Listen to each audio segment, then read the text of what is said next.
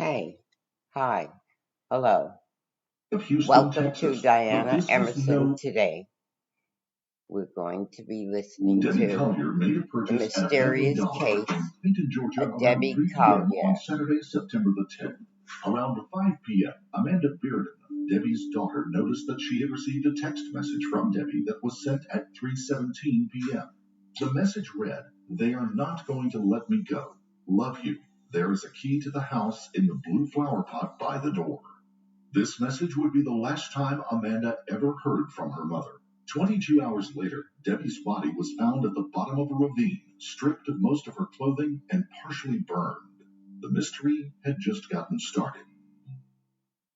Before we start, we would like to send our sincere condolences to the loved ones of Debbie Collier, who fell victim to the abominable acts described in this case.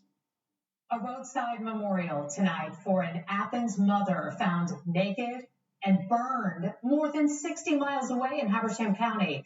Who did this? People in this area still on edge. I want to set the scene for you first. If you can see, there's some flowers right at the entrance of this turning section. And just beyond me here to this wooded area is where deputies found a 59-year-old mother dead. Debbie Collier, aged 59, lived in Athens, Georgia with her husband, 67-year-old Steve. The couple had been married for 9.5 years and had children from previous relationships. Debbie had 2 children, Amanda Bearden, aged 36, and Jeffrey Bearden, aged 33. Steve also had 2 children and 2 grandchildren.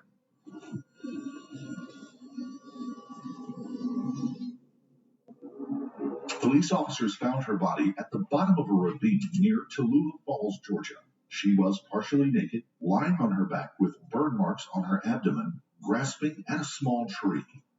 Debbie's vehicle was spotted along the highway leading to the woods. She was driving a black minivan that was found unlocked and abandoned. The family and friends were shocked and devastated when they learned of her horrifying death. Debbie had just recently celebrated her 59th birthday on September the 2nd. The last person to see Debbie alive was her husband, Steve, around 9 p.m. on Friday, September the 9th, when they retired to their separate rooms for the night. Steve went to work the following morning, leaving the house before 9 a.m. When he left the house, Debbie's rental car, a black Chrysler Pacifica van, was still in the driveway. Debbie had been involved in a minor car accident about a month prior, which left her vehicle needing repair, requiring her to use a rental car from Enterprise for the time being. Steve worked from 9 a.m. until 4 p.m., parking cars for the University of Georgia Bulldog football game, which was scheduled to begin at 4 p.m. Upon returning home, Steve found Debbie and the minivan gone. He had assumed she had gone out to buy food, a typical Saturday errand for Debbie, and thought nothing of it. That is, until Amanda, his stepdaughter, came over with the alarming news. Amanda told Steve about the text message that she had received from Debbie. After sharing the unsettling text, Amanda went upstairs to check her mother's room. She found her mother's purse, credit cards, and driver's license. Now concerned about the whereabouts of his wife, who was not known to leave the house without taking her purse, Steve called 911 at 6 p.m. to file a missing persons report and to have someone come by the home.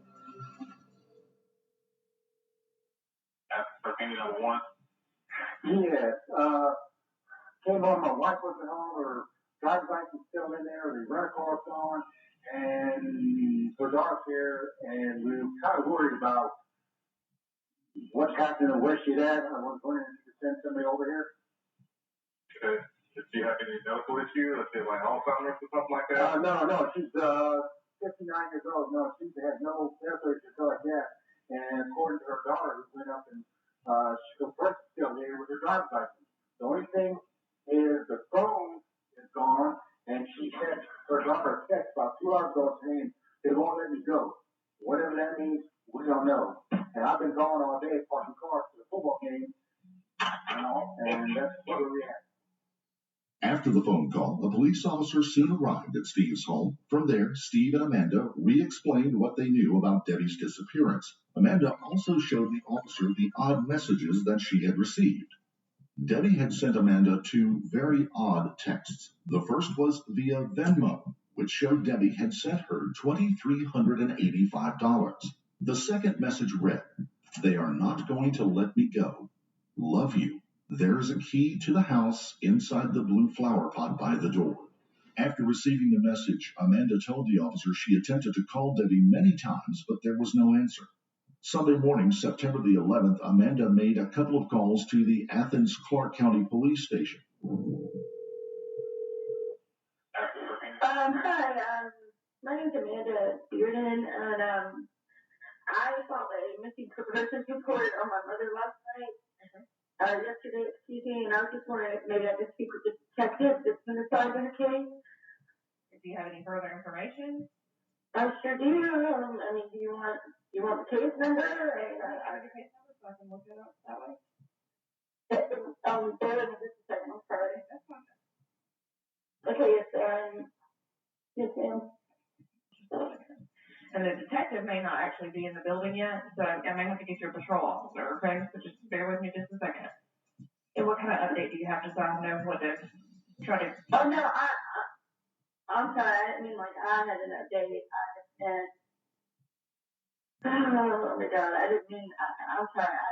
I'm not in a clear mental state. This is not my other business. I just wanted to talk to them. I wanted to see if maybe there was something I could do. I do have the rental agreement number if they needed that. I mean, that's the only thing that I have to offer. So maybe because she was in a rental car, I do have her rental agreement number. If they could maybe try to do that. Sounds her daughter. Take a deep breath on me, okay? I'm sorry. It's okay. I'd be upset too. I completely understand that part, like being upset about it. So the officer that took your report is already gone for the day. He worked last night. And then the detectives, I don't think they're in the building right now. They're kind of working on an on-call basis, so I don't know that I can get in touch with them unless I have something, fresh to give them, and that would be something. But I can see if I can get another officer to call you back, okay? Okay. We've got the bolo out for her, like we got everybody, keeping our eyes peeled for her and that kind of thing. So, I'm not trying to be a smart aleck here or anything, but do I need to hire a private detective, maybe? Because I mean, and I'm not trying to be ugly or anything, but I don't understand I mean, I know you don't know everything, of course, but why it hasn't, what I've asked being done, like why isn't the GPS in the van being turned? Do I need a private detective to do that? I mean, I'm not trying to be ugly or anything. The most of. Okay, so here's the thing. She's an She's an adult. Okay. So that makes things a little more difficult because people are allowed to leave and go and do things without telling other people. And I know that's not a good answer. I understand that. But that is also, that is also part of it because she is an adult. So it just takes some time also to do these things. And so I don't specifically know what they've done yet or not. I wasn't here last night, so I don't know. But from my understanding, they would be doing everything that we know to do currently. But I will definitely get somebody to call you back, okay? No problem. I'm so sorry. I hate that this is happening to you. What was your name again, please? Amanda Bearden. Amanda Bearden. Spell your last name? Bearden. Okay.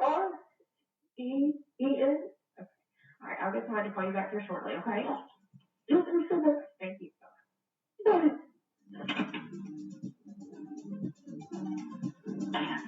Okay. Hi, can I speak with Colonel Johnson? Okay, I don't have a Colonel Johnson. Okay, he just called me.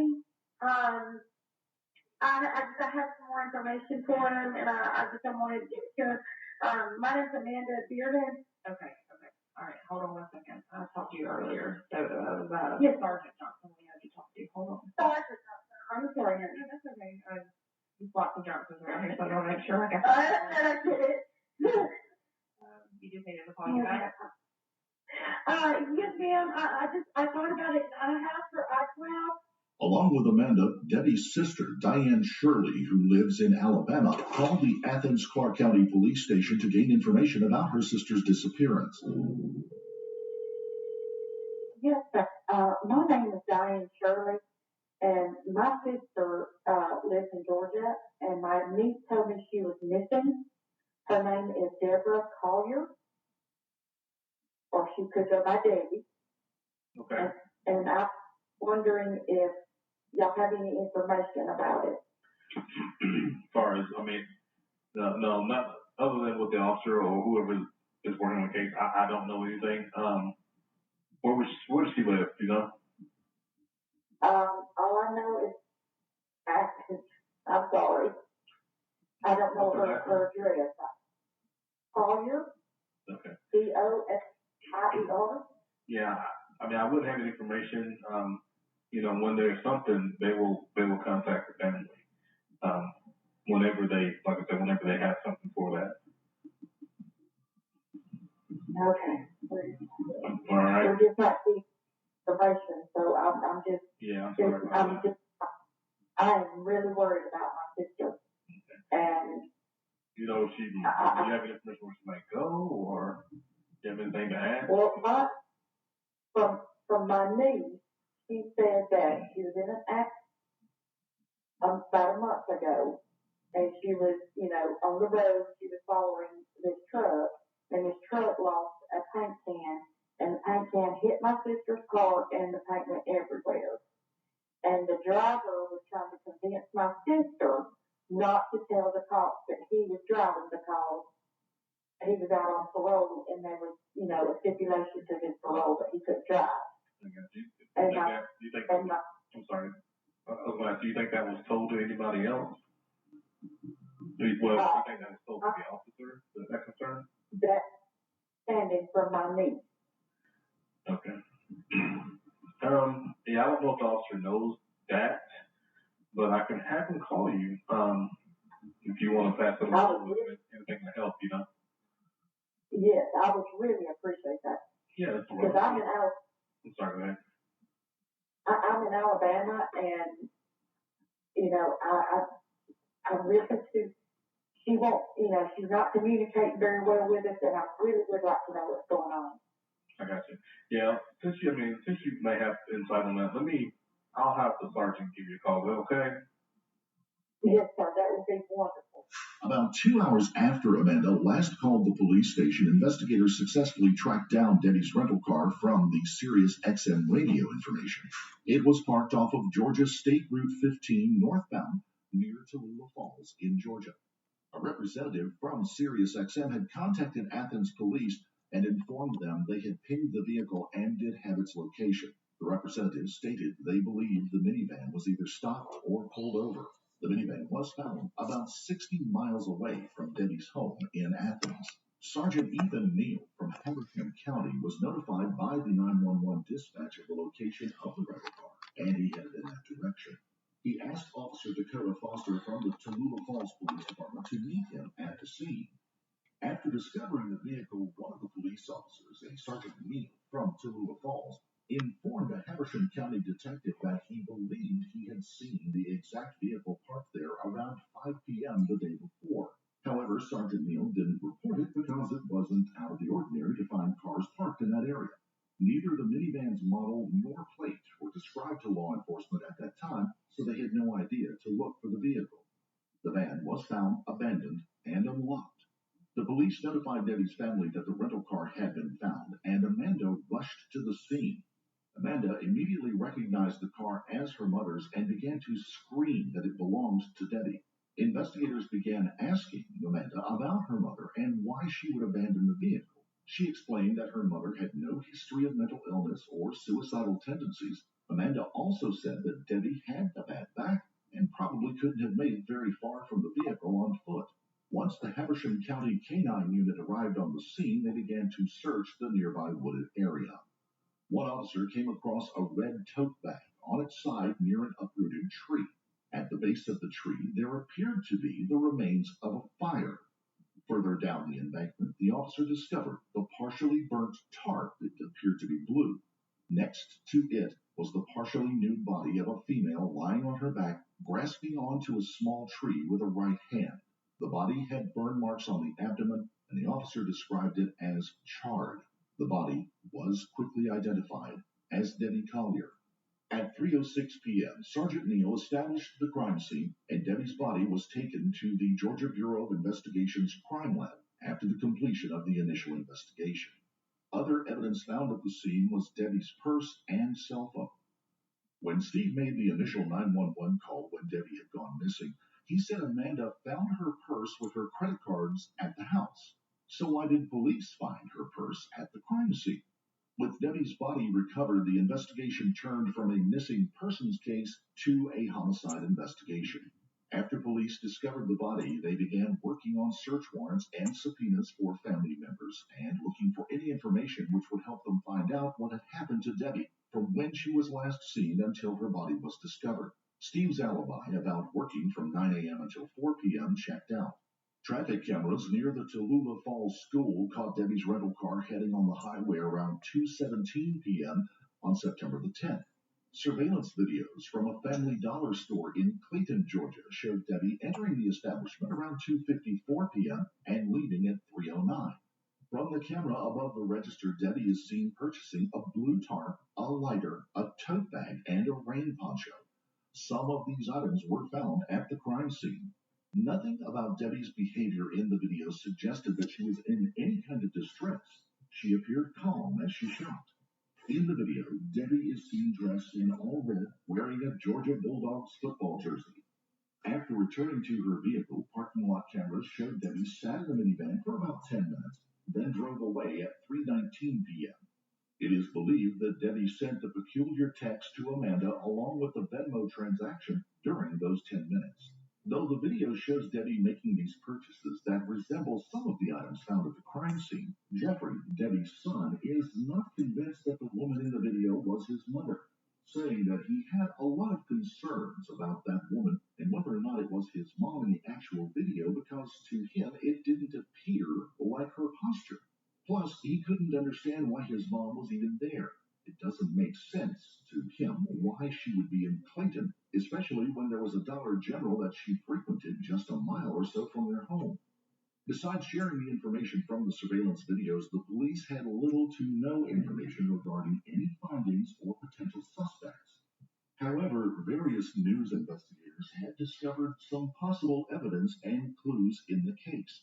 On September 21st, 10 days after Debbie's body was found, the New York Post claimed that they spoke to a neighbor of Steve and Debbie. The Friday night before Debbie disappeared, a neighbor claimed to have heard a commotion at the house. The neighbor further stated somebody comes to visit on the weekends and in the evenings, and there's loud screaming and fighting. The neighbor said this visitor was a younger woman. Many people believe the young woman could have been Debbie's daughter, Amanda. Amanda does have a history of arrests regarding domestic violence disputes with her live-in boyfriend, Andrew Gagarich. Amanda recently lived near her brother Jeffrey in Maryland. A couple of days before Debbie disappeared, Amanda had moved back to Georgia with Andrew. Jeffrey had openly admitted that he does not trust the company his sister keeps, saying that he does not think his sister has the capacity to hurt his mom. She was my mom's lifeline. But I don't trust the people that my sister hangs out with, and that's my concern. A few days later, while Fox News reporters were at the crime scene, they stumbled upon an unfired bullet about 20 or 30 yards away. The Fox News team handed over the evidence to the investigators. 19 days after discovering Debbie's body, Habersham Sheriff Joey Terrell held a press conference where he and investigator George Kaysen provided information and answered questions regarding the case. However, they stated that there were still details about the case they could not share to avoid any potential suspects from getting a hold of information or jeopardizing the case. During the press conference, it was stated that the autopsy on Debbie's body was still pending. Their only information regarding harm to Debbie were the burn marks on her abdomen. Police made it clear that they did believe Debbie was murdered, and they did believe that it was deliberate and personal and not a random act of violence. With Debbie's last text being that of sending money to Amanda, Amanda's move to Georgia 2 days before Debbie disappeared and her previous arrest from domestic violence, the internet definitely placed Amanda and Andrew in the limelight of potential suspects. But it's not just the history of domestic issues between Amanda and Andrew that made them look suspicious. During domestic disputes, Andrew had accused Amanda of stealing money to buy drugs. At one point, Andrew had a restraining order forbidding him from going anywhere near Amanda. Andrew also has a history of arrests, including a misdemeanor DUI, reckless driving, possession of marijuana, and domestic violence towards Amanda. Amanda, too, had a history of arrests for battery, falsifying a drug test, and making a false police report when she claimed that Andrew had broken into her home that they were actually sharing. With their past issues, Amanda and Andrew have expressed fears of being blamed for Debbie's death. Andrew told a news reporter, "We sleep with stuff in front of our front door and our back door because we didn't have anything to do with this. We're scared ourselves. We had nothing to do with this, so we're just trying to protect ourselves at this point." Debbie's son, Jeffrey, has requested multiple times that his family have some peace and some respect from the accusations flooding the internet over Debbie's death. The public has absolutely obliterated any possibility of a normal experience of grief for my family. For that, I'm not sure I will ever be capable of forgiveness. Please, again, put down your bows and arrows and stop hunting my family. After requesting privacy and respect regarding his mother's passing, Jeffrey came back to social media that same day to express his concerns loudly, especially regarding those handling his mother's case. On Wednesday, October the 26th, Jeffrey shared a Facebook post about an unpleasant discussion with Sheriff Joey Terrell. "I made the poor decision today to reach out to Habersham County law enforcement after several attempts and requests to be brought up to date on any information shared regarding my mother's case. I finally found myself on the phone with the Habersham County Sheriff, Joey Terrell, to express my concerns.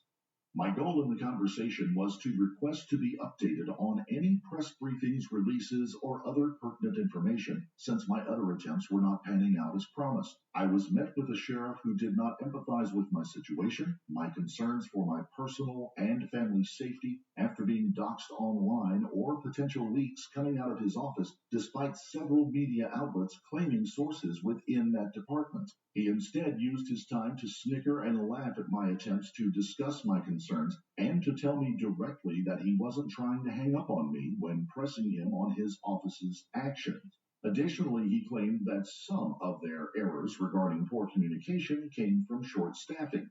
But he did remind me that the press has the right to free speech. Well, so do I. So I feel compelled to share my experience with the sheriff because I hung up on him abruptly after he continued to snicker despite my request for him not to laugh at my situation. Unfortunately, the elected sheriff's attitude and lack of understanding does not give me faith or confidence in their ability to handle her deliberate and personal death, nor does his inability to understand my concerns regarding the leaks of information that I only assume is known by those directly working with the investigation. I am no longer feeling emboldened. Now I'm feeling really stuck in a hard place, and I'm asking for the internet's help in this situation to remind me how much people actually care and love for my mother, Debbie Collier." After sharing that extensive message on Facebook, Jeffrey posted a video on Saturday, October 29th, to again ask people on the internet for help. Jeffrey says to the perpetrator who murdered Debbie, "I'm not going to stop until you're in jail or on death row." Due to more recent findings in the case in late October, investigators are now guessing whether it was a case of murder or possible suicide. Police officials have not disclosed what led them to believe that the case might be a suicide. Debbie Collier's daughter, Amanda, had been considered a suspect in the case from the earliest days. One of the primary reasons investigators suspected Amanda of the murder in the case of Debbie Collier was because of accusations from her family. She said, "A key family member accused me of murder, and the next thing I know, I'm in a cop car being taken away for interrogation. I went willingly."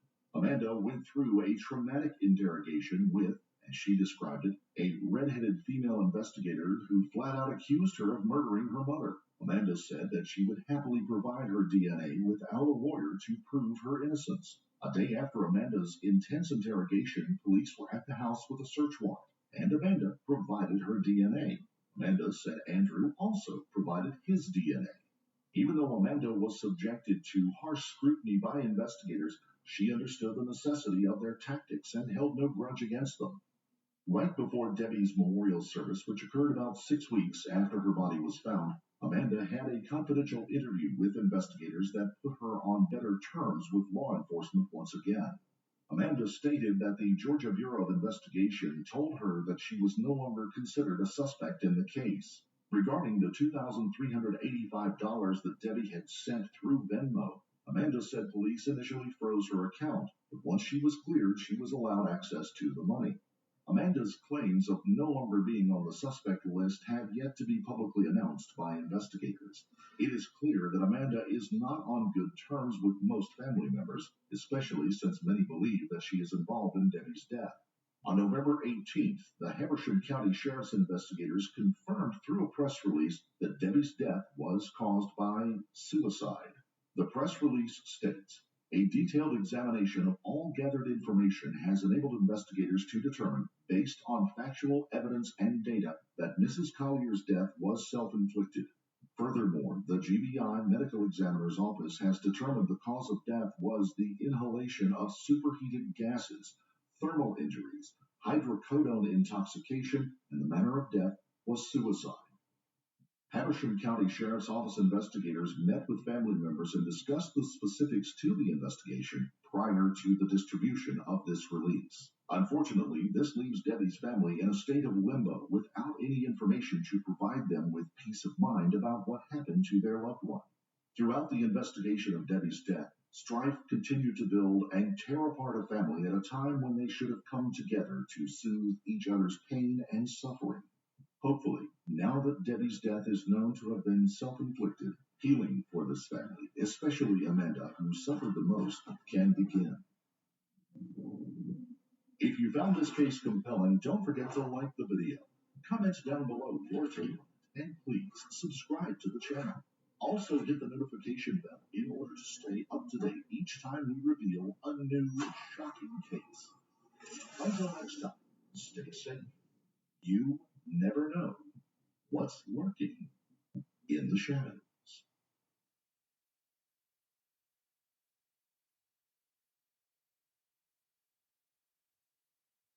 Tensions between 33-year-old Robin Spielbauer and 28-year-old Katie had been simmering for a while. Katie was once Robin's friend, but after Robin divorced her husband, things took a turn. In one argument, Katie followed Robin into the house and physically attacked her, grabbing her by the hair. Robin managed to kick Katie away, who then landed in the fireplace. These incidents continued, and it was evident that both Katie and Robin harbored intense hatred for one another. They wanted to kill each other. Then, on April 8, 2014, a group of women made a gruesome discovery on Helium Road in Amarillo. They found the lifeless body of a woman covered in blood. Who was the victim? What had happened to her? Welcome to M7 Crime Story Time, where we cover solved, unsolved, and twisted cases from across the world.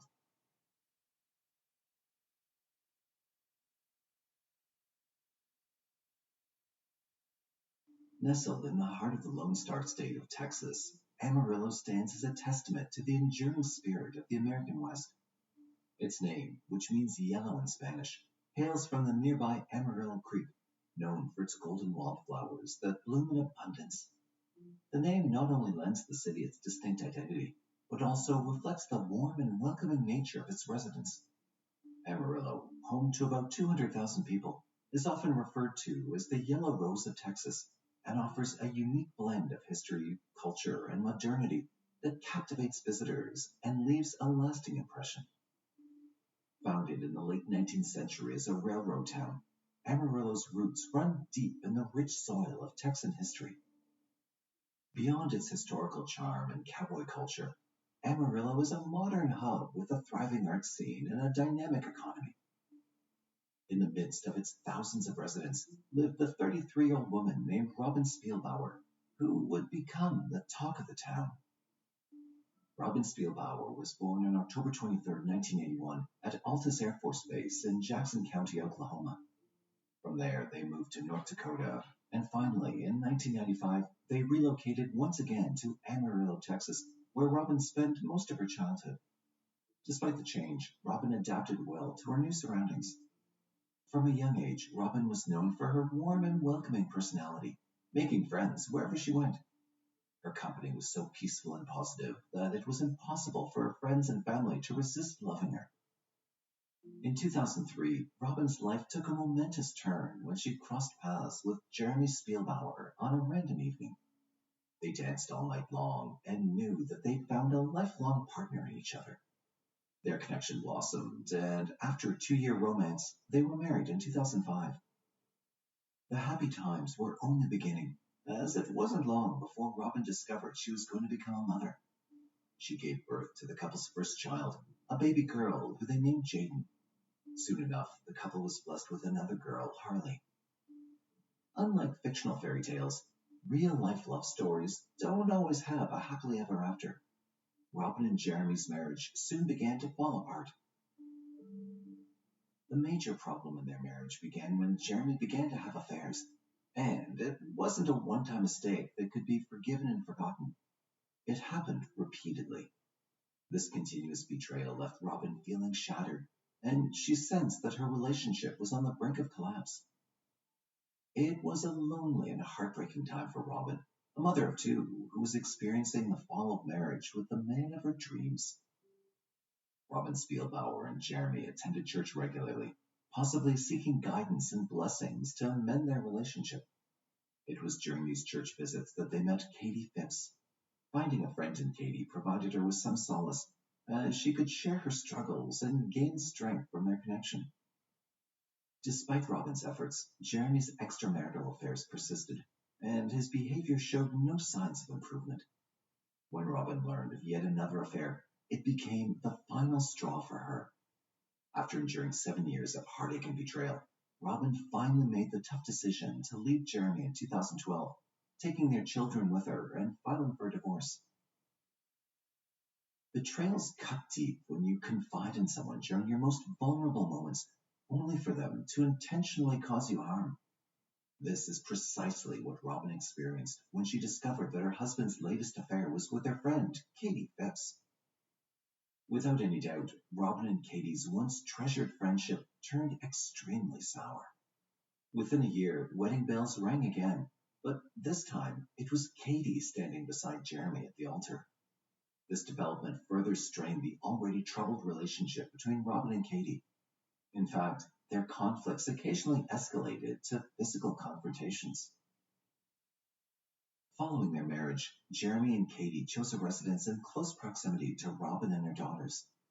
There were constant fights and arguments between them. Despite hating the current dynamics, Robin couldn't really do much about it. She had to remain in contact with Jeremy because they had kids together, and that meant her contact with Katie was inevitable. Tensions between the 2 women reached a boiling point around Thanksgiving 2013, when Katie found flirtatious messages between her husband and his ex-wife on Facebook. So, when Robin arrived to collect her daughters, a heated altercation ensued. Katie followed Robin inside the house and physically assaulted her, grabbing her by the hair. This confrontation escalated and resulted in Robin falling to the floor with Katie on top of her. In an attempt to defend herself, Robin managed to kick Katie away, but she unknowingly sent her tumbling into the fireplace. Despite this violent encounter, no charges were pressed at the time. On April 8, 2014, a group of women driving along Helium Road near County Road 34 in West Randall County of Amarillo, Texas, spotted something highly unusual. Along a dirt road, they noticed a parked Chevy Tahoe SUV, and nearby, they saw what appeared to be a person covered in blood. Alarmed by the sight, they promptly contacted the police.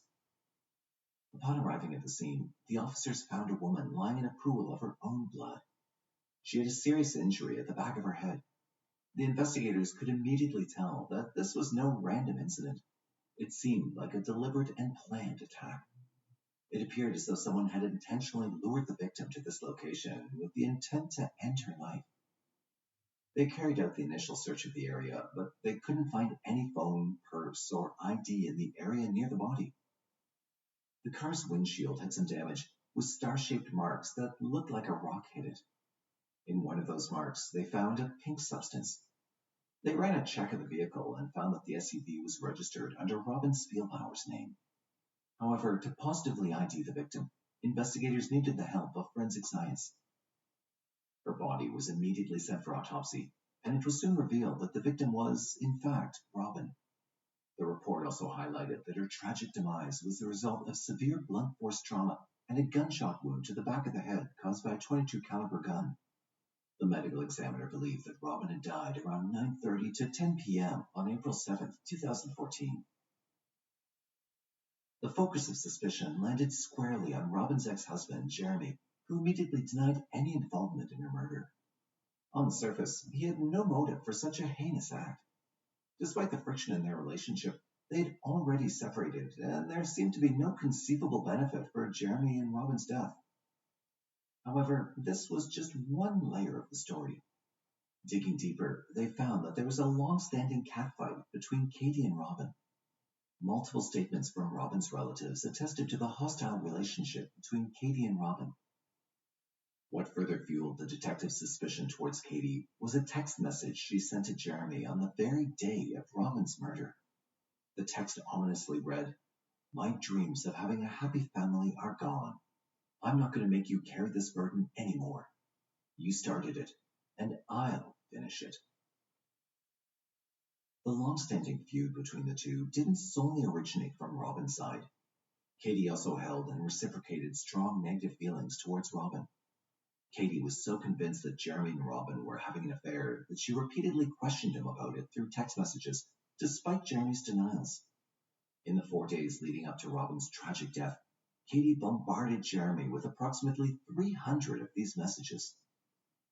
It was evident that Katie and Robin had a strained relationship, making Katie the primary suspect in the case. But the question was, why now? Did she find out something more recent?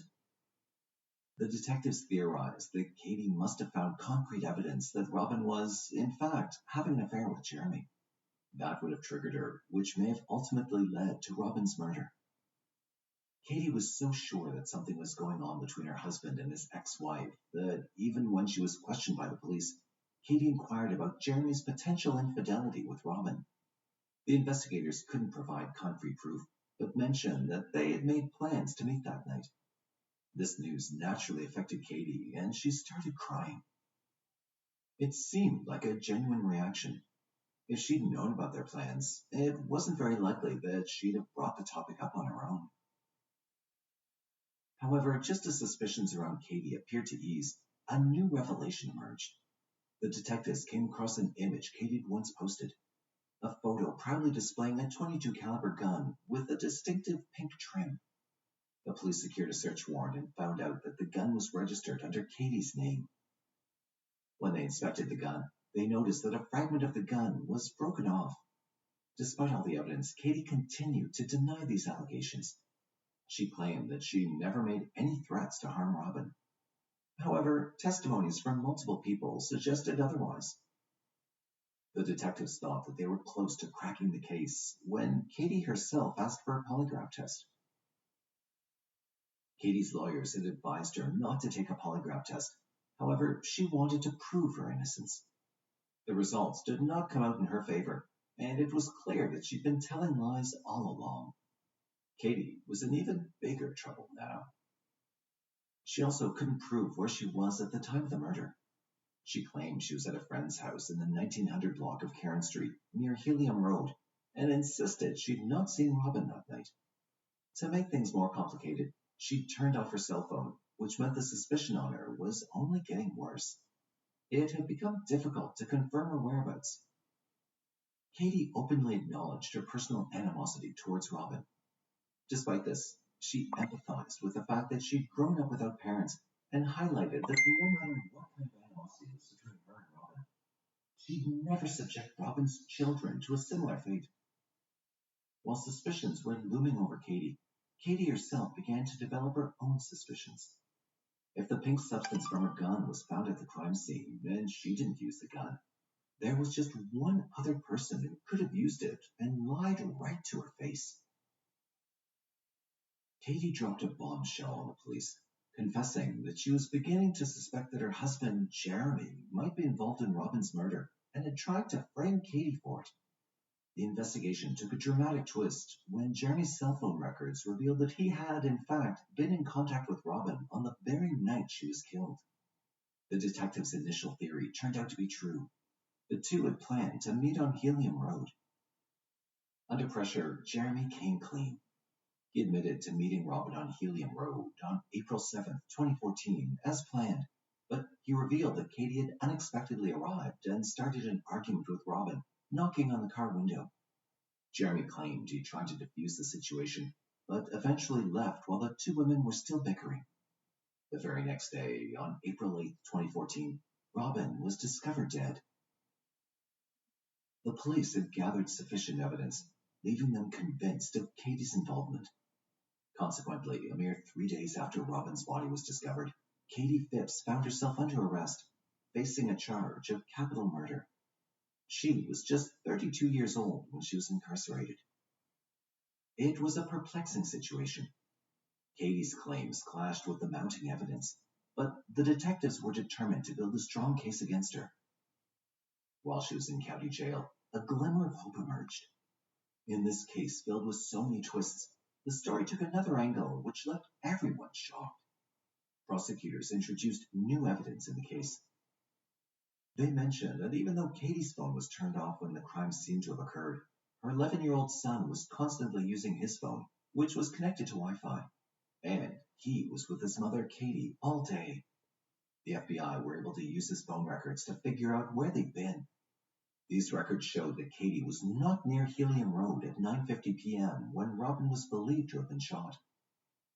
This bombshell cell phone tracking evidence meant the case against her had to be dropped, and ultimately exonerated Katie in connection to Robin's death. After spending 466 days in jail, she was released. Katie Phipps, you were recently released from county jail after nearly a year and a half.